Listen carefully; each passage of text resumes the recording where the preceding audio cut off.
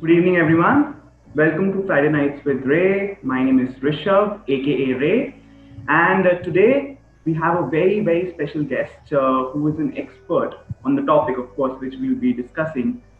She's basically a holistic healthcare practitioner, and she's a certified yoga instructor and also a mindfulness coach. She has been healing people since a lot of time now, and she's an expert in transpersonal regression therapy. She's practicing it right now alongside CST.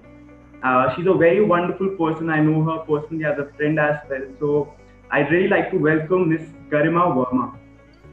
Before we proceed with today's topic, which is emotional intelligence, we generally every Thursday share our definition in vocabulary for a particular topic. And this time, in vocabulary, we basically share our definition, which revolves around the fact that emotional intelligence is basically how you handle your emotions and your impulses so as to maintain good relationships in the society with all the people around you, right? An understanding of yourself and the society, so as to build good relationships based on empathy and a lot of awareness. So that is what we understand emotional intelligence as.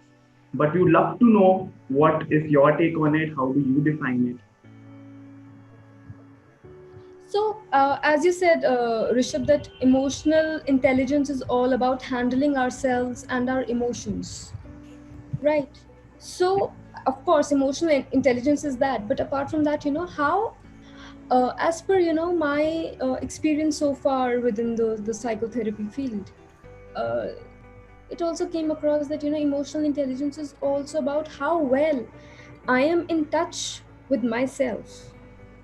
How well am I, I mean, I am in touch with what's happening within the body in terms of emotions as well, and how well I can regulate, channelize those emotions to make myself, my relationships, and my environment functional is my definition of emotional intelligence.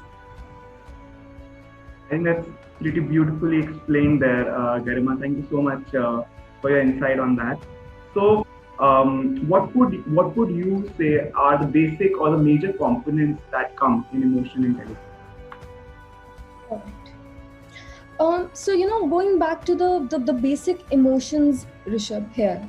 So of all the all sorts of names, labels, added layers, of complications that we have given to our emotions, we say that we are experiencing varied emotions. A lot of times we come across that suddenly some challenging situation has come in, and we said that, oh, there were a lot of emotions that I was facing or I was experiencing.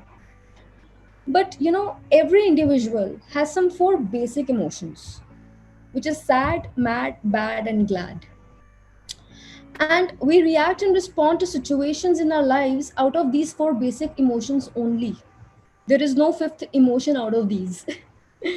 So the domains which are attached to the emotional intelligence that we have been talking about, so there are majorly four domains, I would say. Number one is self-awareness. Second would be self-management. Third would be social awareness, and fourth would be relationship management.